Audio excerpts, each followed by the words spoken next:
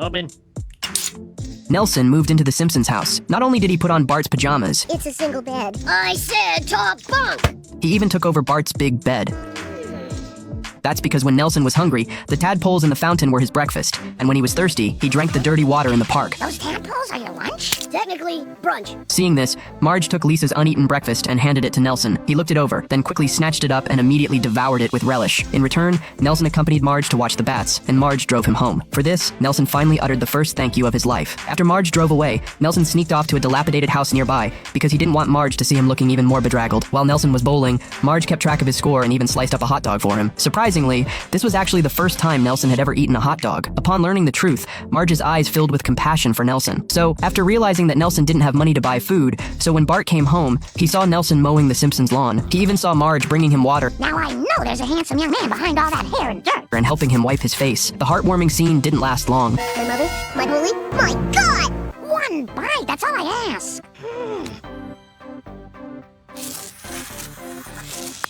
Now I can't have toothpaste tonight. No. The very next moment, Nelson's mom knocked on the Simpsons' door. She forcefully threw Nelson's pay at Marge. I didn't give your son charity. I gave him self-respect. Self-respect, huh?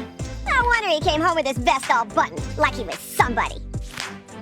Go home to your son, Mrs. Muntz. And try not to have intercourse on the way. So Marge slammed the door shut.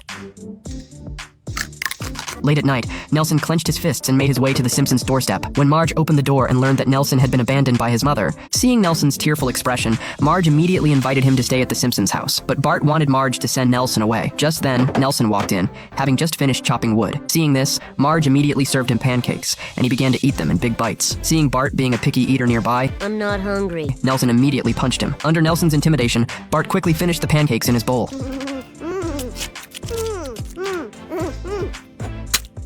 That night, while he was sleeping, he was awakened by a noise. Bart followed the sound and happened to see Nelson kneeling on the floor in prayer. Papa, can you hear me?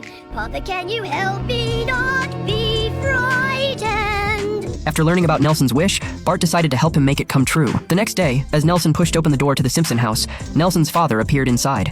Papa! He rushed over to Muntz. Muntz then explained the reason for his long absence. I never meant to leave you, Nelson, but, While out buying cigarettes, he had casually picked up a peanut candy and eaten it. The very next second, he suffered a severe allergic reaction. As he rushed out to seek help, he unexpectedly stumbled upon a traveling circus. the circus was rolling into town.